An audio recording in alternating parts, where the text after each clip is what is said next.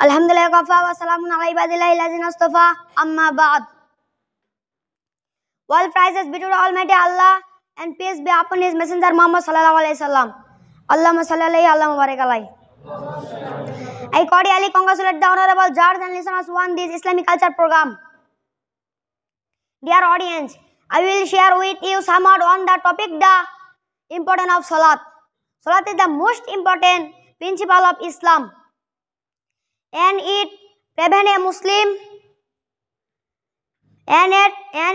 Muslim from all bad activity. Allah says, "Inna salata tanha anil fahsha wal munkar." Obviously, salat prevents a Muslim. Al-Ankabut verses 45. A Muslim cannot be a true Muslim all out. I congratulate the honorable judge and listeners on this.